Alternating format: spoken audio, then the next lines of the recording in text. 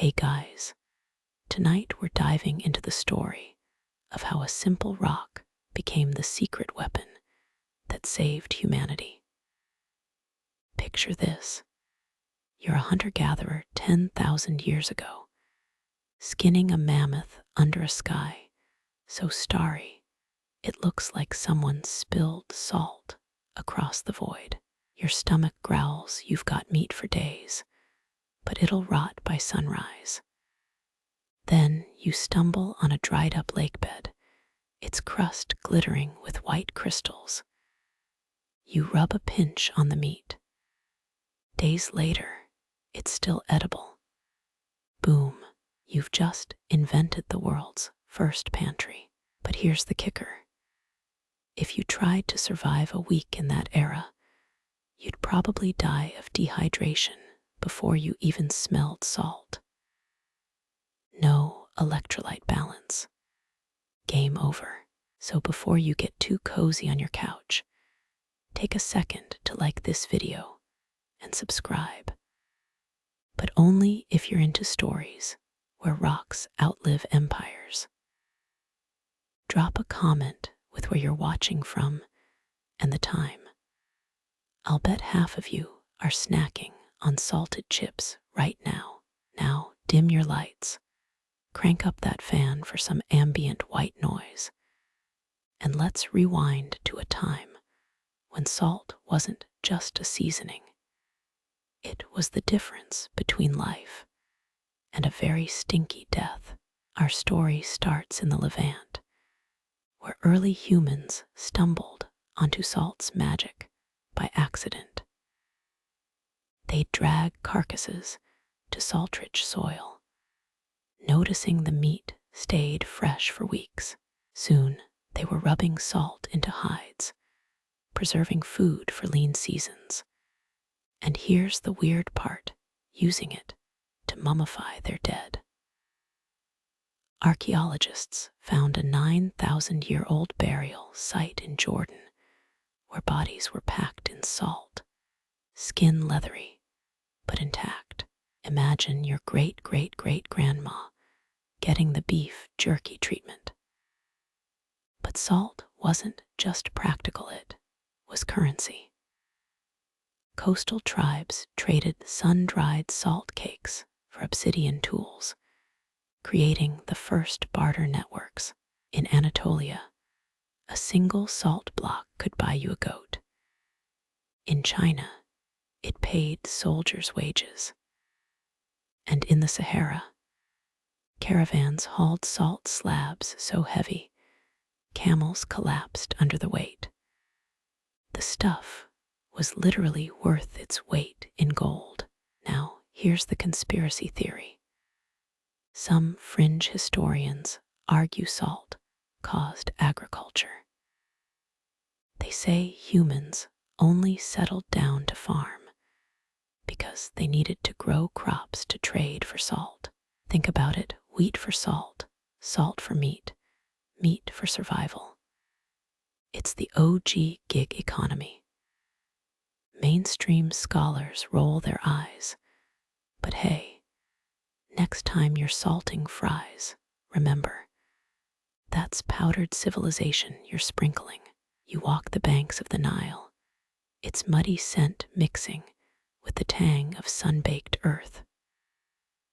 Workers haul leather sacks bulging with white crystals, the same salt that'll soon cradle a pharaoh's body in death. Imagine a linen-wrapped VIP lounge for eternity, except instead of champagne, you get your organs pickled in jars. Ahead lies a mummification tent, buzzing with priest scientists. Their elbow deep in their work, rinsing a royal corpse with palm wine before packing it in natron salt. That's the OG Egyptian DIY kit, 40 days of drying flesh into leather, leaving a ruler light enough for the afterlife Uber ride. Historians still argue whether they used Red Sea salt or Libyan mines for this sacred duty. But A 5-star mummy doesn't skimp on ingredients. You spot a trader haggling over salt bricks by the docks, his voice rising above the squawk of ibis birds. Each block's stamped with a scarab seal, an ancient, certified pure label. These aren't just fridge pellets for tomorrow's leftovers. Salt buys linen, tools, even lapis lazuli, bling for noblemen's necklaces. One merchant whispers about a hidden deal, dried Nile perch swapped for Phoenician purple dye. It's the Bronze Age version of crypto volatile essential, and everyone's got a cousin who knows a guy. But here's the weird flex. Somebody's fermenting fish, guts in a clay jar over there. Turns out Egyptians loved garum, a stinky fermented sauce that make your neighborhood sushi chef faint. They slathered it on bread, dates, probably even pyramid workers' ration bowls. Think of it as ketchup's chaotic ancestor, with a side of digestive regret. Duck into a salt warehouse, its floor littered with scribbled receipts on papyrus. This is where temple accountants play risk with grain shipments and military payrolls. A scribe frowns at a ledger, tapping his reed pen like a metronome. 3 sacks for the army, 2 for the tomb builders, 1 reserved for a just's imaginary conspiracy, board Cleopatra's secret crocodile spa treatments. Speaking of workers, those pyramid crews weren't slaving for free. Scrolls reveal they got paid in bread, beer, and yes, salt. 20 jars monthly for a skilled engraver. But here's the rub.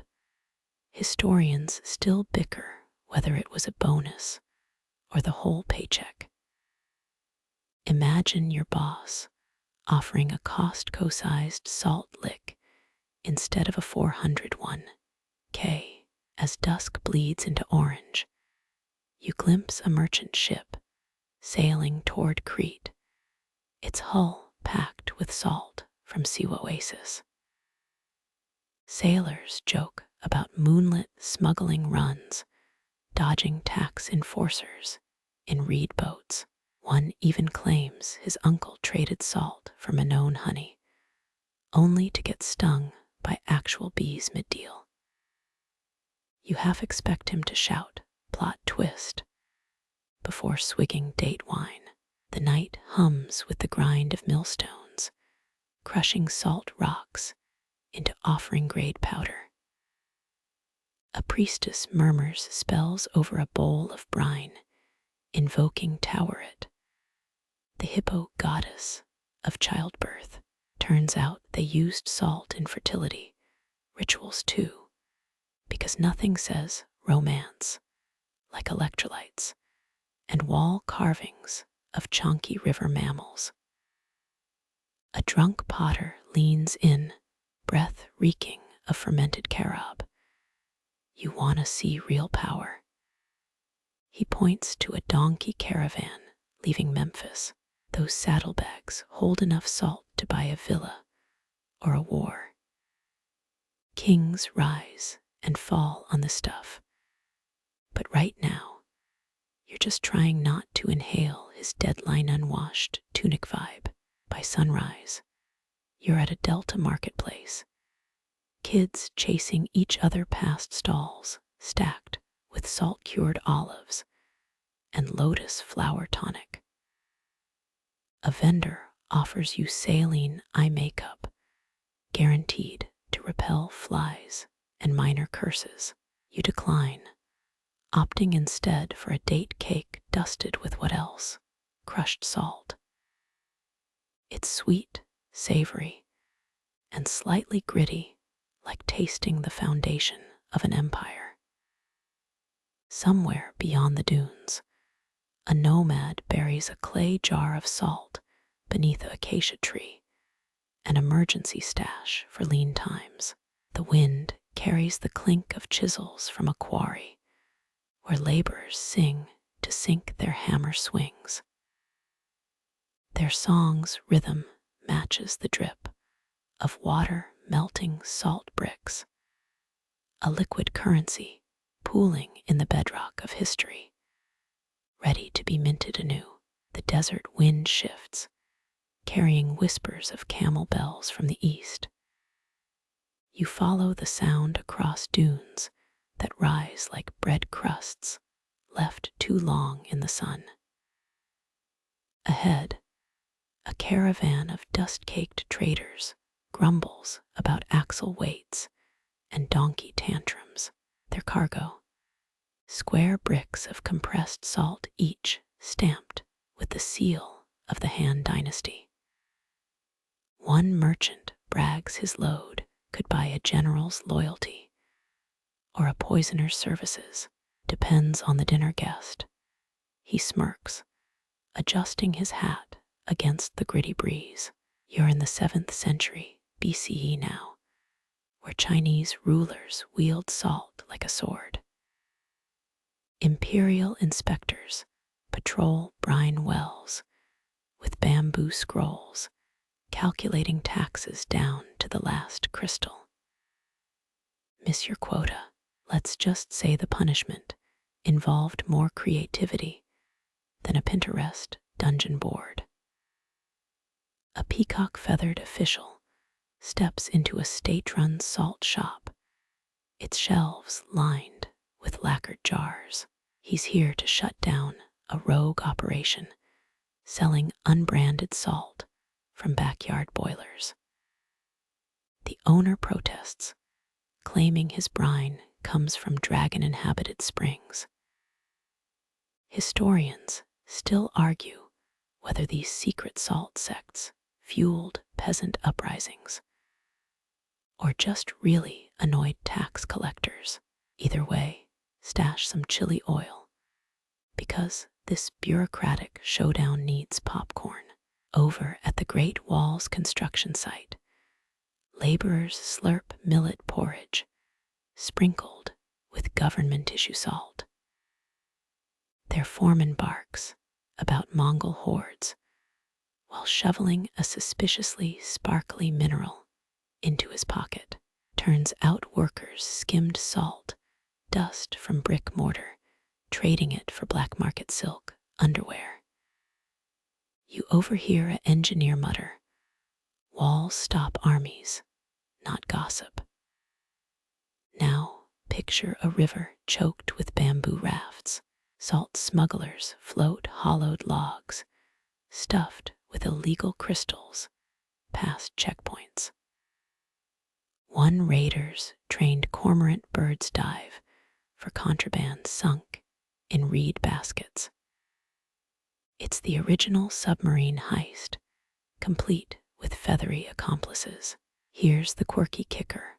Archaeologists found miniature turtle-shaped salt coins in Shanxi province.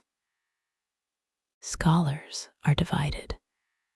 Festive currency for children or ritual bribes for river gods.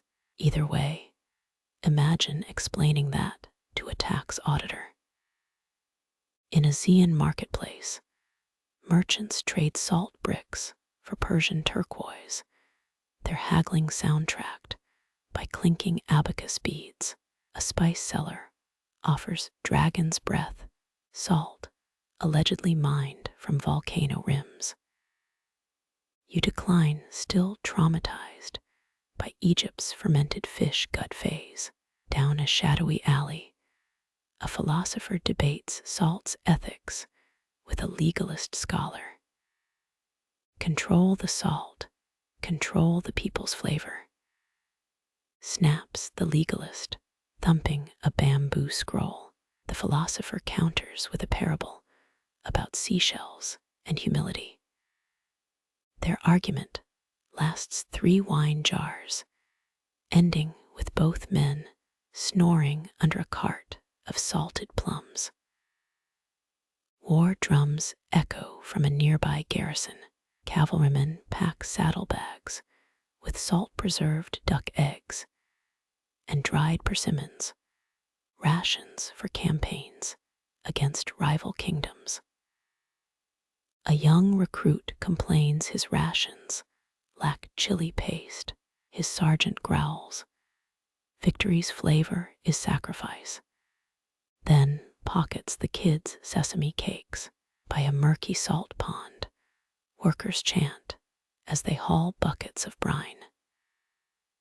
Their song mentions a mythical salt deer that leads the worthy to mineral riches. You check the tree line, half expecting a glittering stag to emerge. Instead, you spot a tax agent napping under his hat, dreams fueled by kickback bribes. In Chang'an's palace, a minister presents the emperor with a jade flask of Tibetan rock salt, a gift from mountain tribes. He lies sweating through his silk robes. The truth, it's loot from a raided caravan repackaged with diplomatic ribbons. The emperor smiles, unaware his tea tastes of bandit ambition. On the Silk Road's western edge, a Uyghur trader laughs as he mixes coarse Chinese salt with fine Persian saffron. It's like blending thunder with kitten sneezes. He jokes, selling the mix to Greek merchants at triple the price.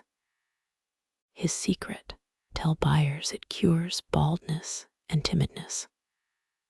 Spoiler, it doesn't.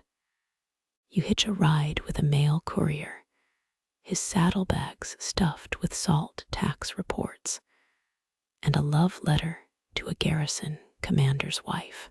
The trail climbs into iron-gray mountains, where vapor rises from natural salt springs. A nun tends a shrine here, its stones glazed white by mineral deposits. She offers you brine-steamed buns, whispering how pilgrims bathe in the springs to dissolve bad karma. You decline the dip. Some regrets are too stubborn for salt water. As night falls, a Chinese letter beacon blazes, warning of approaching Xingnu raiders. Soldiers scramble, their breath frosting in the cold. They'll need salt-preserved strength tomorrow. Assuming the chicken's #% supply officer didn't trade their rations for concubine perfume again. By dawn, you're tracing a dried riverbed to a rebel camp. Warriors here boil stolen salt into rebellion, their leader vowing to season the emperor's arrogance with steel. A scout returns with news of diverted tax caravans. The camp erupts in cheers, drowning out the distant wail of an imperial alarm gong. Your final stop, a farmhouse where a grandmother teaches girls to pickle turnips with mountain salt. Preserve food, preserve family, she croaks, stirring a clay pot that smells of garlic and ancestral patience. Outside, wind rattles bamboo groves, carrying the creak of ox carts heavy with history's sharpest currency. The crunch of gravel under your sandals shifts to the hollow clatter of cobblestones as you step onto a road so straight it could have been drawn by a god with a ruler. You're not in China anymore. This is the Roman Empire's highway, where legionnaires march in lockstep, their armor clinking like a drunk's coin purse. One soldier grumbles about his salarium payment, a leather pouch of salt heavy enough to season a small village. Better than last month's pay, his comrade jokes, tapping a crumbly salt brick stamped with the emperor's scowling profile. At least this one doesn't taste like Tiberius's bathwater. You pass a roadside tavern where a merchant slurps garum, fermented fish sauce so pungent it could wake a dead gladiator. He brags his batch was aged in the same amphory as Cleopatra's perfume. Spoiler, it wasn't. Nearby, a sweaty courier gallops past, his saddlebags stuffed with letters demanding more salt for the frontier forts. If the barbarians don't kill us, he yells over his shoulder, the supply quotas will. Here's the Roman genius. They didn't just build roads, they built a salt pipeline. Every mile marker doubles as a tax station, where traders surrender a handful of salt for the privilege of not getting impaled. One vendor tries to haggle, offering a crate of Sardinian snails instead. The tax collector's eyebrow arches higher than the Appian Way. Snails won't pay the legion's wine bill, he snaps, pocketing the salt. But the real action's in the bathhouses. Steam rises from a pool where a senator floats, his skin pickled in oils and gossip. A slave sprinkles lavender-scented salt into the water, a luxury so extravagant it'd make a Vestal virgin blush. Cost me a month's wages, the senator boasts, oblivious that the lavender is just dyed sea salt from Ostia. Nearby, a group of engineers debate whether urine collected from public piss pots makes better laundry detergent or fertilizer. The answer, both. Romans recycled. You stumble upon a market stall selling authentic Britannic sea salt mined by druids under a full moon. The vendor swears it cures baldness and bad luck, guaranteed or your denarius back. He barks right before a customer storms in, bald as an egg, demanding a refund. The vendor's solution: offer him a free jar of mystic Egyptian hair tonic. It's olive oil mixed with rosemary. Down an alley, a blacksmith forges plows from iron smelted with salt, a technique so secret the Senate banned its export. Makes the metal harder than my ex-wife's heart, he chuckers, hammering a blade that'll one day end up in a German chieftain's back. A group of slaves haul a cart of salt-packed anchovies, their chains clinking in time with the smith's hammer against glowing steel. The clang of the blacksmith's hammer fades as you wander into a fog-choked alley, the air thick with the stench of wood smoke and wet wool. You're not in Rome anymore. This is 14th century Paris, where the cobblestones are slick with rain and the whispers of rebellion. A cart rattles past, its wheels splattering mud as it lurches toward a market square. The driver's cargo, crates of salt, each stamped with the fleur-de-lis of the French crown. A tax collector in a fur-trimmed cloak steps forward, his ledger open like a judge's verdict. 12 livers for the king's salt tax, he barks, plucking a sack from the cart. The merchant protests, hands trembling. That's half my profit, the collector smirks. Complain to the king. Or better yet, pray the next taxman's in a better mood. You slip into a tavern where a group of peasants huddle over mugs of ale, their faces lit by a flickering hearth. One mutters about the gay bell, the hated salt tax that's bled their villages dry. Last month, they took my daughter's dowry salt cellar, a farmer growls, slamming his fist. Said it was unregistered. His friend leans in, eyes darting. Heard a rumor, the Duke of Burgundy's hoarding salt in Dijon. Enough to pickle an army. A third man scoffs. Armies, they're stuffing it in their wine cellars. Nobles bathe in the stuff while we eat moldy bread. Outside, a street vendor sells holy salt, blessed by a wandering friar, a grayish powder claimed to cure gout and ward off demons, guaranteed to make your sins taste better. He crows, sprinkling it on a customer's boiled turnips. The secret ingredient, crushed seashells and a dash of desperation. Down the lane, a black market dealer slips a smuggled salt brick to a baker. The exchange hidden under a cloak. Straight from Brittany, he hisses. No king's stamp. No questions. The baker's hands shake as he pockets it. One wrong move, and the taxman will seize his ovens. But the real drama's in the shadows of Notre Dame. A clandestine meeting of salt smugglers unfolds in a crypt, their faces masked by hoods. Maps of secret salt routes are spread on a tombstone, paths through forests, river fords, bribed guards. The king's men patrol the Loire twice a day, a smuggler warns.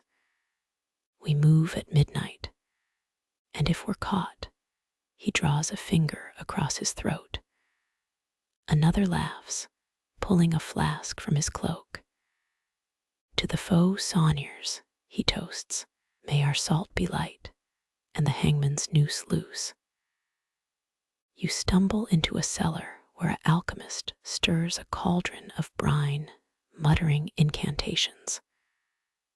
Salt of the earth, blood of the moon, he chants, tossing in rosemary and a lock of allegedly Merlin's hair. His goal, transmute common salt into gold. A apprentice eyes the brew skeptically. Master, the church says alchemy's heresy. The alchemist scowls. The church also says paying taxes is holy. You believe that too. Meanwhile, in the palace, a counselor presents the king with a ledger thicker than a Bible. The salt tax funds your wars, your majesty, he purrs. Without it, how will we crush the Flemish rebels? The king, half drunk on spiced wine, waves a jeweled hand, double the tax, and execute a few smugglers. Publicly, something with theatrics. The stench of Parisian sewers melts into brine as waves slap against creaking wood. You grip a ship's rail, your knuckles whitening against the spray. This isn't some king's pleasure barge. It's a Portuguese caravel named Salgado, its hold crammed with salt-crusted cod. Behind you, a sailor hums a shanty while scrubbing deck planks. Pray the salt's still good, he mutters. Last voyage, we ate beef so green it winked at us. Captain Alvaro barks orders, his beard flecked with dried squid. Stow those barrels tight, he roars, kicking a cooper's apprentice. Lose one to rot, and you'll swim to Newfoundland. The crew's secret, layering fish between salt mined from Setúbal's cliffs, a trick sharper than a corsair's blade. You lean overboard, watching workers below pound salt into cod flesh. The fish glisten like silver scales under the Iberian sun, and smell like a demon's laundry basket. Night falls, your elbow deep in the galley, where the cook, a one-eyed Breton, boils salt pork hard enough to chip teeth. Keeps the scurvy away, he lies, tossing you a chunk. It doesn't. It never does. Rats skitter past, noses twitching at the salted abundance. One bold rodent gnaws a rope until a cabin boy brains it with a marlinspike. Dinner, he cheers, skinning the creature with practiced ease. Bon appetit, weeks blur. The crew's tongues crack from salt-deadened thirst. Men trade tailies of phantom islands, where salt rains from the sky, myths spun to drown out the creak of the ship's timbers. You spot a crow's nest scout squinting at the horizon. Land, he screeches, not land. Icebergs, glacial monsters glowing blue in the dawn. The captain grins. Newfoundland's close. Start praying the locals haven't sold their cod to the damn Basques. A shout rises. A fishing boat materializes through fog, its crew yelling in a mishmash of Portuguese and Mi'kmaq. They gesture to a hidden cove where cliffs drip with drying cod, a lacework of fish skeletons dancing in the wind. Smell that. A fisherman grins, thrusting a salt-crusted fillet into your hands. Gold you can eat. The captain negotiates with fistfuls of salt, beads, and a dubious promise of eternal friendship. Historians still argue whether these exchanges were trade or theft, but the ledgers only care about profit.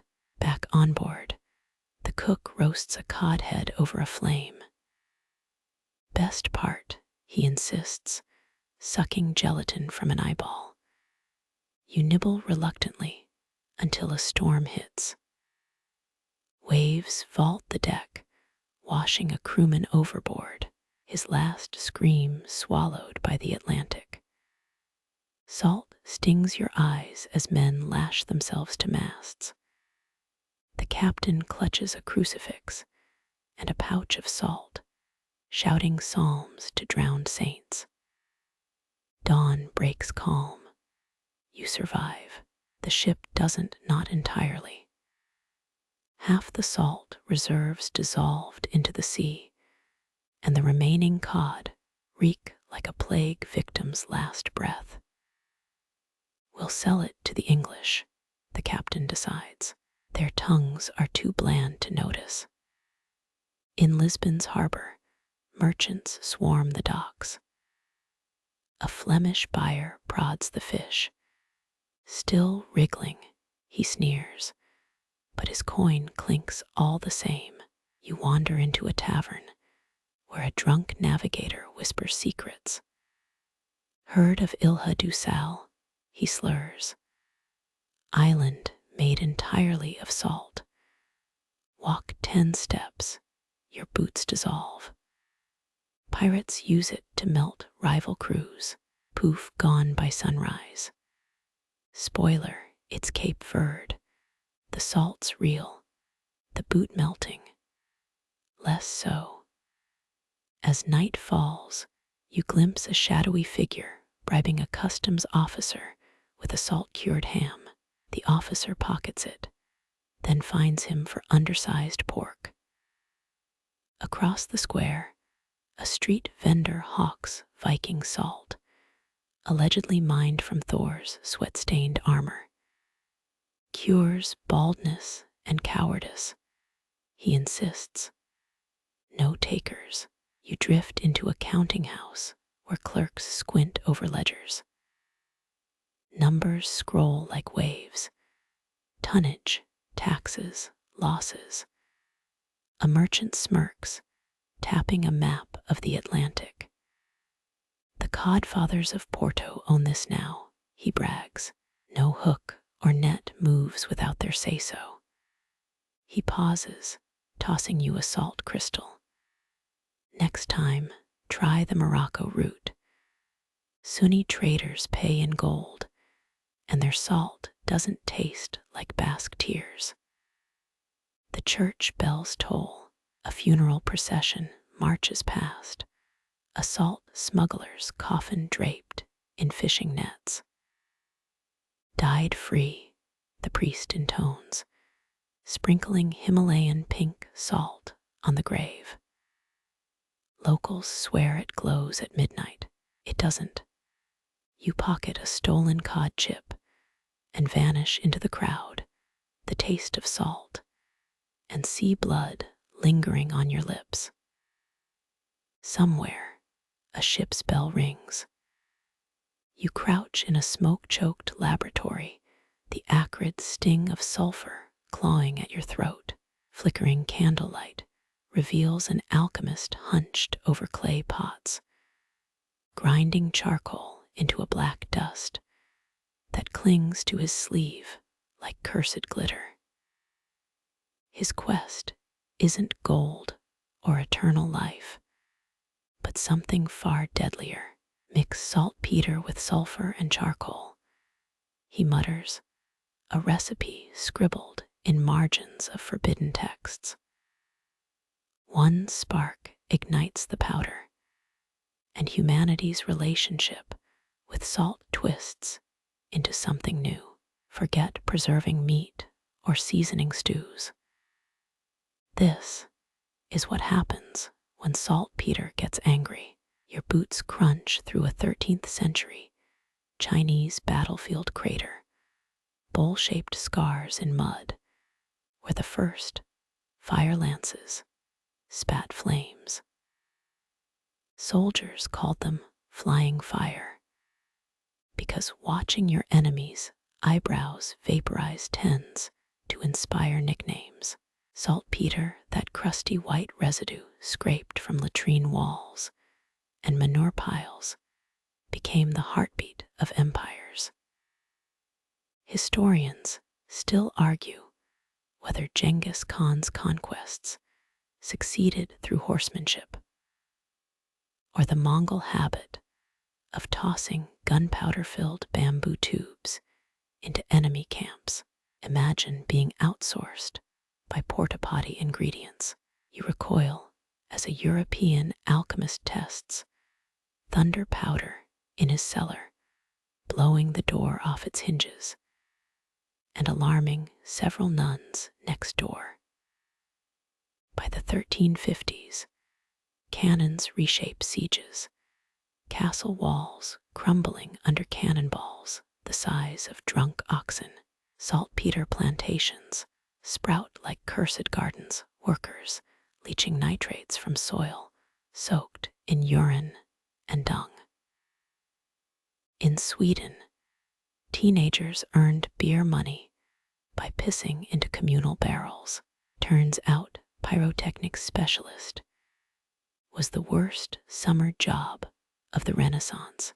Smugglers slip barrels of saltpeter through mountain passes, kings offering pardons for anyone boosting their arsenal. The British East India Company seizes control of Bengal's saltpeter mines, transforming India's earth into bullets for European muskets. You stand in a Calcutta warehouse, a mountain of white crystals gleaming like demonic snow. Every granule here might end up in a soldier's chest or a miner's grave. Napoleon's armies hemorrhage saltpeter reserves, forcing chemists to scavenge nitrogen from bat caves and compost heaps. Legend claims one desperate officer proposed grinding up mummies for saltpeter, leading to the Great Pyramid's brief career as a fertilizer supply depot. Historians still argue whether this actually happened, but honestly, After the horse urine beer incident, anything's possible. You wince as World War I soldiers claw at Chile's Atacama Desert, the only natural saltpeter deposits left untouched by European hands. Nitrate factories rise from the dunes, their conveyor belts churning out explosives and heartbreak. A German chemist named Fritz Haber cracks nitrogen synthesis in 1909, rendering saltpeter mines obsolete. The ground beneath your feet stops trembling, but the ghost of gunpowder lingers in firework displays. Miners lung bullet scars on ancient oak trees. The alchemist's candle gutters out his face, smudged with soot and regret. Somewhere, a king's cannon roars. The alchemist's soot stains dissolve into steam-thick white plumes billowing from a monstrous iron cylinder. You're no longer in a cellar. You're inside the hissing belly of the 19th century. A piston slams downward once, twice, rattling your teeth like dice in a cup. Men swarm around the machine, shoveling coal with a frenzy usually reserved for burying bodies. Welcome to the Cheshire salt mine, where steam engines now gnaw through bedrock faster than 1,000 picks. Forget monks trading salt for gold. This is salt's gloved handshake with the future. You gag as sulfuric air scrapes your lungs, the stench of progress. A foreman barks orders, his voice competing with the engine's wheeze. They've drilled deeper than cathedral crypts, tapping salt beds older than Babylon. What took medieval miners a year to extract, this iron beast devours in a week. By 1850, Britain alone mines 4 million tons of the stuff. Suddenly, every housewife can afford a salt cellar shaped like a silver swan. But cheap salt's real triumph: pretzels. So many pretzels. Step into a chemical plant, its vats bubbling with briny sludge. Workers pour salt into electrolysis tanks, separating chlorine from sodium like alchemists splitting souls. Chlorine bleaches cotton for Victorian dresses, while sodium churns into soap bars that'll scrub factory filth off a generation. Ever wonder how your great-great-grandma's curtains stayed so white? Thank a guy who probably died inhaling this room's air. A crash echoes. You spin to see 3 barrels of salt slide off a wagon, bursting open like cardboard piñatas. Street kids dart in, scooping crystals into their caps while the driver curses. By nightfall, those same grains will salt pork in a dockside warehouse, then sail to India to preserve a colonial officer's lunch. Salts become a silent passenger, stowing away on trains and ships, reshaping diets from Dublin to Delhi. Here's a fact they don't put in brass plaques. Liverpool's first ice cream parlor only opened because salt prices plummeted. Turns out, mixing salt with ice creates a freezing slurry, perfect for churning strawberry custard into velvet. The catch: early vendors stole ice from rich folks' ponds and got chased by gardeners with rakes. Worth it. You lean over a factory railing. A river of salt flows beneath, carried by conveyor belts that never blink. In Wichita, a farmer buys his first iodized salt lick to cure his goats' swollen necks. In Dresden, a chemist stirs salt into molten glass, creating beer bottles that won't explode under pressure. And in your pocket, a crumpled chip bag. It's sea salt and vinegar, claim linking you to mines, vats, and 1,000 sleepy laborers blinking against factory whistles. But let's peel back the varnish. That Bromsgrove saltworks pictured on cheerful trade cards. It's hygienic steam technology, leaked scalding water that boiled a foreman alive in 1883. His widow sued for 18 pounds, the price of a good milk cow, and lost. The company argued he lacked mechanical sympathy. Historians still argue whether industrialization was driven by ingenuity or just really cheap lawyers. Duck into a Glasgow textile mill, the owners adding salt to cotton threads to make them less flammable. Workers sneeze clouds of saline dust, their overalls stiff as sailcloth. One teen stuffs his nostrils with lint, a makeshift filter. By lunch, his sandwiches taste like a maritime disaster. Salts everywhere now, in papermaking, pottery glazes, even dentistry. Next time you bite an aspirin, thank the same brine that once slid down a Cheshire mine wall. Wait, smell that. Burnt molasses and regret. You've reached a Pittsburgh glass factory where workers mix salt and soda ash into a molten liquid hell. Workers use long pipes to blow glass bottles, churning out hundreds per hour, their faces roasted crimson like Valentine's card cupids. By the end of the 19th century, salt had become so commonplace that a workers' strike was dubbed the Sodium Rebellion in the papers. Management quelled it by handing out free pretzels. Revolution temporarily pacified by carbohydrates. Here's the weird bit. Victorian chimney sweeps started selling jars of salt soot as a gout cure.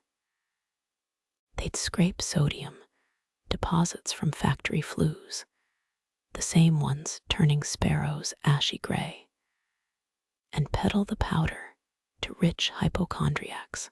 Did it work? Probably as well as those radioactive toothpaste ads from the 50s. But for a few glorious years, London's chimneys doubled as medicine cabinets. The conveyor belt jams, a gear screeching like a gutted violin. A worker jabs it with a rusted crowbar, sparking a small fire he extinguishes with, of course, a sack of salt. Around him, stickers warn against smoking near the brine tanks. Someone's etched "Eat the Owners" into a support beam. Salt's hidden tax, paid in calloused hands.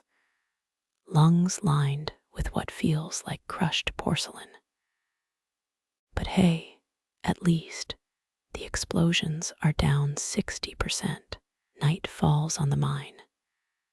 Steam engines sleep their boilers, exhaling ghostly sighs. A stray dog licks salt residue from the tracks, tail wagging at the chemical tang. Somewhere, a factory owner soaks his feet in salted water, complaining about worker ingratitude. Somewhere else, a child licks a salt block, savoring the ancient taste of an ocean that dried up millennia before the first shovel struck Cheshire soil. The mine's entrance yawns, a pitch-black mouth ready to swallow the next shift hole. A pocket watch ticks in a foreman's office, its brass shell polished with salt grit. Come morning, that watch will time workers' bathroom breaks, measure lunch whistles, count seconds until the next inevitable accident. But for now, it sings a metallic lullaby, the rhythm of an era, building its tombstone from equal parts salt, steam, and stolen time.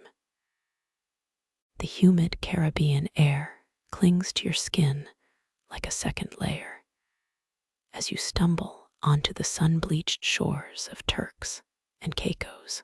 Around you, enslaved Africans bend under the weight of woven baskets, their backs glistening as they haul salt from shallow ponds to waiting ships. This isn't the genteel salt trade of European markets. This is extraction by exhaustion, where the white crystals crusting their ankles will sweeten tea in London parlors while their own children starve. You watch a British overseer crack a whip near a teenager's ear, shouting about quotas. The boy's hands tremble as he scoops another shovelful, his fingers raw from raking salt under a sun that shows no mercy. Here's the brutal math. 1 ton of salt buys 2 acres of sugarcane in Jamaica. The same salt preserves cod for plantation owners' tables, flaky white fish served on china plates that'll never know the sting of a lash. But as the 19th century bleeds into the 20th, you feel a shift, like the first warm wind before a monsoon. Somewhere across the ocean, a man in a homespun dhoti picks up a lump of salt and cracks the British Empire's spine. You're in Gujarat, now March 12th, 1930, toes sinking into dust, as Mohandas Gandhi lifts his walking stick toward the Arabian Sea. 78 followers trail behind him, their sandals kicking up puffs of dirt that linger in the air like unanswered questions. The salt march begins not with a roar, but with a shuffle, 240 miles of blister-footed defiance.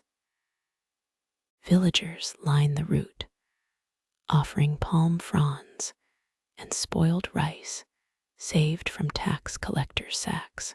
A girl no older than 7 presses a lime into Gandhi's hand, her grandfather's only defense against scurvy. You smell the irony here. The empire that claims to civilize can't even keep its subjects' gums from bleeding. By April 5th, the crowd swells to thousands. You wade with them into the shallows, the sea warm as blood. Gandhi bends, arthritic knees creaking, and scoops a handful of sludge. Salt crusts his palm like frost. It's technically legal to collect seawater, but the moment he holds it aloft, that's rebellion. The British monopoly shatters faster than a dropped teacup. Now you're in a thatch roof hut, watching women stir iron pots over cow dung fires. They're boiling seawater into contraband crystals, tiny acts of sabotage that make James Bond jealous. One granny winks as she packs salt into leaf bundles, her lips stained red from betel nut. For the cheeky memsahibs, she chuckles, tucking a packet into her sari. The colonial police raid these kitchens nightly, but the salt keeps appearing, stashed in rice sacks, buried under holy basil plants, even pressed into dung cakes for the hearth. Here's the kicker. The Brits saw guns and opium as threats.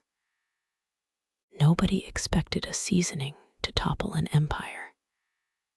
Yet, salt taxes funded a third of the Raj's revenue, more than whiskey or railways. When villagers start digging up saline mud from under British surveyors' noses, the ledger books hemorrhage. Tax collectors become laughingstocks, chasing rumors of illegal salt through bazaars, while their own clerks slip packets of the stuff into their lunch tiffins. Historians still argue whether Gandhi planned the march to coincide with global press tour. The New York Times and BBC had front row seats when he raised that first handful, media savvy or divine timing. Either way, photos of emaciated Indians getting clubbed for tasting their own seawater made the empire look as dignified as a drunk uncle at a wedding. You crouch in a midnight mangrove swamp with Dharasana satyagrahis. Their leader paints stripes of neem paste on their foreheads, a disinfectant against police batons. They move toward the salt pans like shadows, chanting no louder than the tide. When searchlights hit, they fold hands in prayer as sticks crack collarbones. One boy grins through split lips, blood trickling into his mouth. Now they'll taste my salt too, he rasps. The Quit India movement boils over, but you smell an older fight here. The same coast that once shipped enslaved Africans to Guyana now fuels a liberation that'll ripple from Johannesburg to Alabama. Funny how empires forget. The tools of oppression make damn fine levers for prying their fingers off your throat. By 1947, the salt laws crumple like used newspaper. You stand at a Karachi dock where British ships once loaded stolen minerals. A new flag snaps in the wind, saffron, white, and green, its threads still smelling of brine and stubborn hope. A street vendor offers you pakoras dusted with illegal march salt. It crunches between your teeth, sharp and unyielding, the flavor of a world remade. The Karachi heat still prickles your neck as the scene shifts, sudden as a newsreel cut to a world carved from ice. Your breath hangs frozen midair, each exhale a ghostly indictment. It's January 1944, and you're knee-deep in the Apennine Mountains with the 10th Mountain Division. Around you, soldiers hack at ice-glazed runways with pickaxes that spark against permafrost. Someone swears the cold's so brutal it froze a sergeant's shout midair, claimed they found it thawed in spring, yelling, "Move your," before dissolving into the slush. You don't believe it, but watching Private Langford dump 50 pounds of rock salt onto the tarmac, you're willing to consider fringe theories. Salt becomes the unsung ammo of WWII. C-47s skid on untreated ice, their wings heavy, with glider troops already sweating through winter gear. Engineers discover that salting runways melts ice faster than shoveling, turning a kitchen staple into a lifeline. By 45, the U.S. military bulldozes 400,000 tons of salt onto airfields and roads enough to rim every margarita in Vegas for a century. You help spread the granules. Their crunch like grinding teeth as P-38 Lightning fighters rev engines on now stable asphalt. The salt bites your chapped hands, but you think of those Darasana protesters, their defiance distilled into this gritty savior. Not all adaptations shine. Rumor spreads that troops rub salt into boots to prevent trench foot.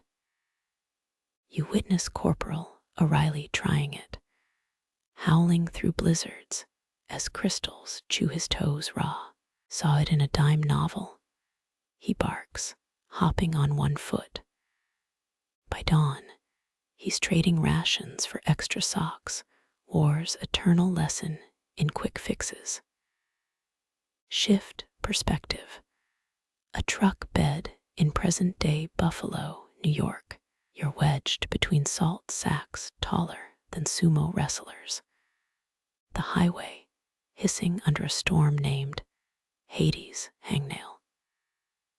City workers dump briny slurry onto black ice, their plows scraping a tune only commuters could hate. Modern winters demand 1 in 1,000 pounds of salt per American, stored in domes, so massive they've collapsed under their own weight. You picture highway departments as salt sommeliers, debating the mineral bouquet of Siberian pink versus Lebanese blue. Here's the twist no one mentions. All that road salt. It's the same sodium chloride that preserved cod for slave plantations and paid Roman legionnaires. The wheel's reinvented, but the spice remains.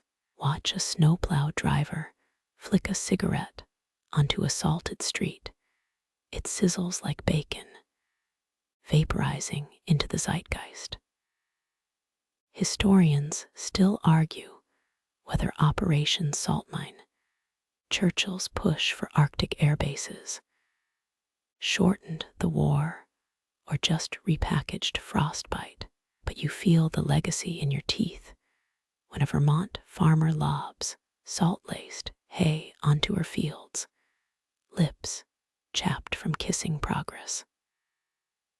Scientists fret over salted rivers turning brackish, muscles choking on chloride. But try telling that to a minivan full of kids sliding toward a guardrail. You crouch near a thawing Manitoba pothole, spring's grudging confession. Meltwater swirls with road salt, mimicking ancient oceans. A kid pedal boats past on the street river, his wake rippling through reflections of stop and shop signs. The sidewalk wears a salt-stained mustache. Somewhere, Gandhi's ghost licks a finger, testing the breeze, still salty, still defiant. The lab door hisses shut behind you, sealing out the street's salty ghosts. Sterile air pricks your nostrils, a sharp contrast to the wet dog smell of thawing asphalt outside. Rows of microscopes hum like monks in meditation, their lenses trained on slides flecked with crystalline structures. A postdoc named Javier taps a vial of glowing green liquid. Party trick, he grins, dropping a salt grain into the solution. It pulses neon, a rave in miniature. Sodium-ion channels, he says, same stuff that makes your nerves fire. You picture Roman legionnaires munching salted bread, unaware their teeth were sparking electrical waves through their bodies. Biologists cracked salt's cellular code in the 5-9th century, discovering how sodium and potassium ions tango across cell membranes. Your own heartbeat depends on this dance. Slide under a microscope here, and you'd see salt orchestrating life itself. Tendons flexing, neurons whispering, gut cells slurping nutrients. But here's the kicker. Geneticists now tweak these salt pathways to fight cystic fibrosis. They call it ionic hacking, though Javier insists that's not the official term. Not all salt science stays noble. Across town, a wellness spa offers halotherapy sessions inside a pink Himalayan salt cave, charged $300 an hour. Negative ions purify the aura, claims the brochure.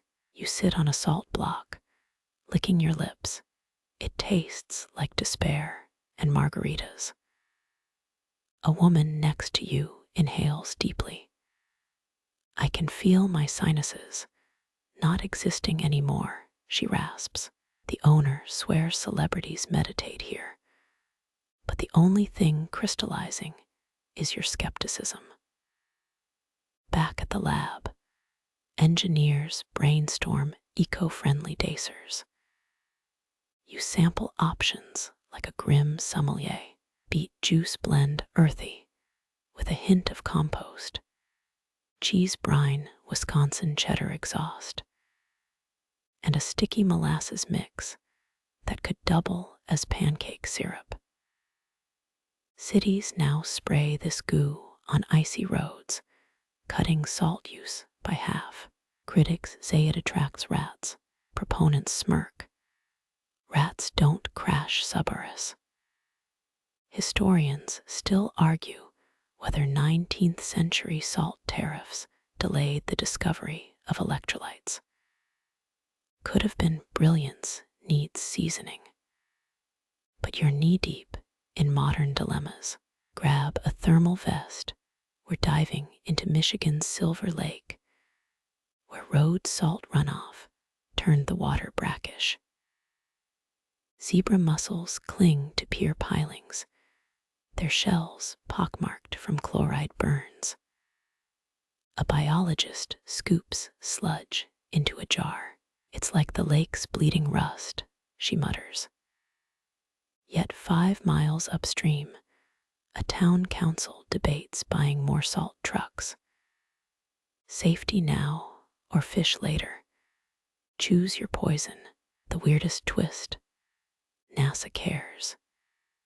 You touch a meteorite chunk in Javier's lab, pitted black rock from Mars. Turns out, Martian soil has perchlorate salts, toxic to humans.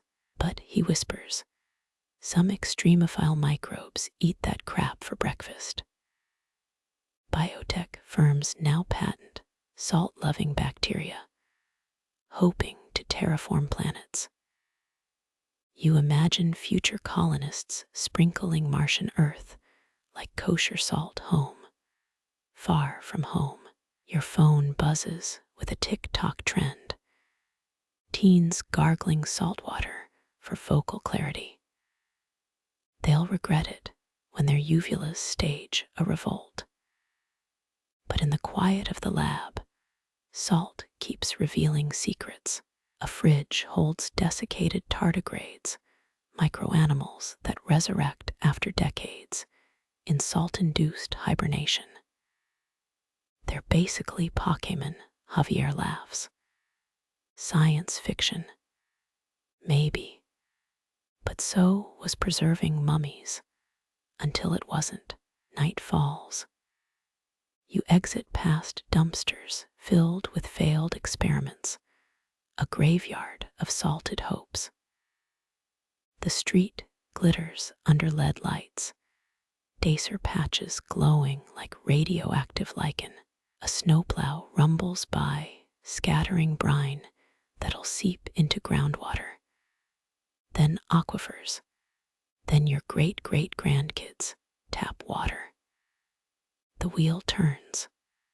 Salt remains. A kid on a scooter skids through a slush puddle, spraying arcs of salted mud. His laugh echoes off buildings still shedding icicles, each drip a tiny rebellion against winter. Somewhere, a Himalayan salt lamp flickers in a Brooklyn loft. Somewhere, a Roman legion's salary buys another hour of research. You zip your coat against the wind and walk the Himalayan salt lamp in that Brooklyn apartment. Its soft pink glow starts here, a jagged mine shaft burrowed deep into the Kura Mountains, where miners swing pickaxes into walls of rose-colored crystal. You duck under a low-hanging beam, the air thick with dust and the sharp tang of sodium. A worker named Rahim wipes sweat from his brow, gesturing to a vein of shimmering pink rock. "This isn't just salt," he says, chipping a chunk free. "It's history you can lick. 200 million years ago, this was an ocean floor, a tropical sea teeming with trilobites and ancient squid. When tectonic plates collided, the Himalayas erupted skyward, trapping evaporated seawater in vast salt deposits. Today, miners extract 400,000 tons annually, hauling it out on rickety carts. The tunnels glow like peach-hued cathedrals, their walls laced with iron oxide that gives the salt its blush. Locals call it pink gold, but the miners joke it's the world's oldest seasoning. Not everyone's laughing.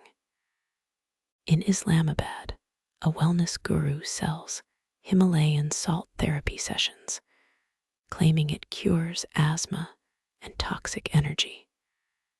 "It's a mineral, not a miracle," scoffs a geologist, rolling her eyes.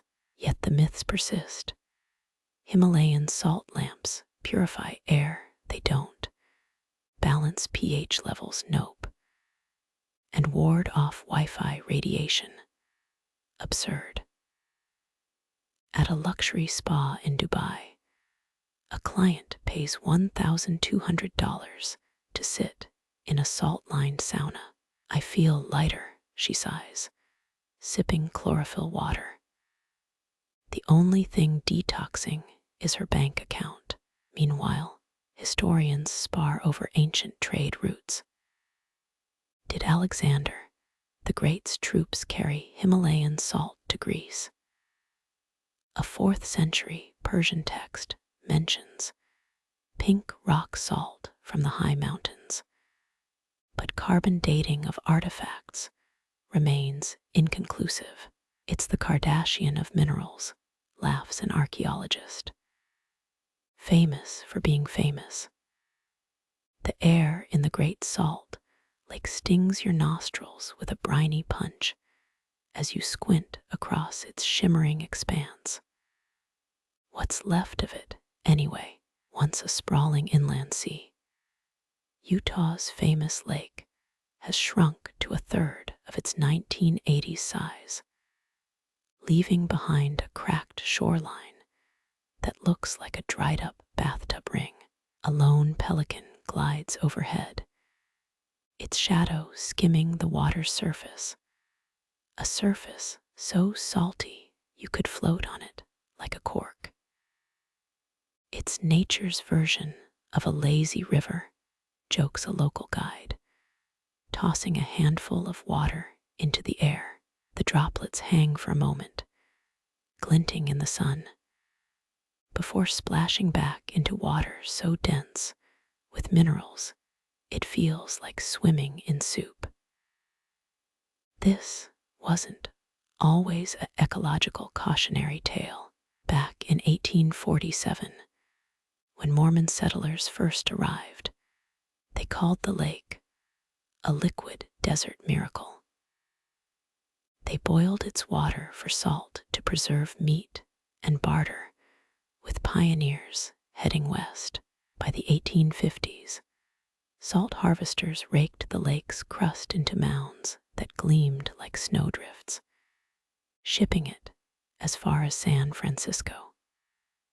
Fast forward to today, and the lake's salt flats host land speed records, rocket cars hitting 500 mph on a surface so flat it feels like a sheet of polished glass stretching to the horizon.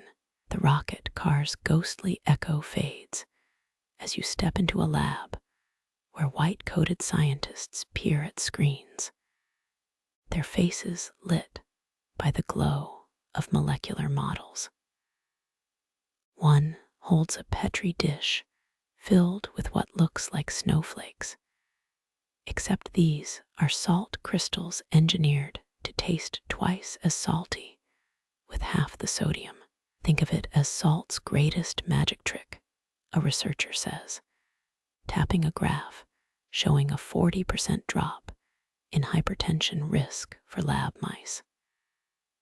We're hacking taste buds so your fries still taste like fries, but your heart doesn't stage a mutiny.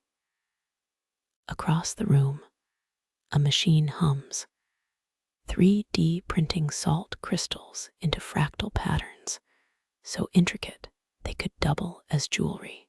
Nature's version of a cheat code, someone mutters, but not everyone's convinced. In a conference room down the hall, engineers argue over blueprints for a desalination plant the size of a city block. It's like trying to drink the ocean through a coffee filter, scoffs a skeptic, pointing to a map of California's drought-stricken Central Valley. You'll get water, sure, but at what cost? The numbers are staggering. A single plant could suck enough seawater daily to fill 20 Olympic pools, leaving behind mountains of salt waste and brine so toxic it'd turn the ocean floor into a dead zone. Yet optimists counter with solar-powered prototypes in Dubai, where mirrored arrays boil seawater using sunlight, leaving nothing but fresh water, and a pile of salt clean enough to sprinkle on margarita rims. It's alchemy, insists a startup CEO. Turn the apocalypse into a party. Meanwhile, in a Tokyo basement lab, a biochemist stirs a vat of neon green liquid, saltwater infused with genetically modified algae. They're tiny sodium scrubbers, she explains, holding a vial up to the light.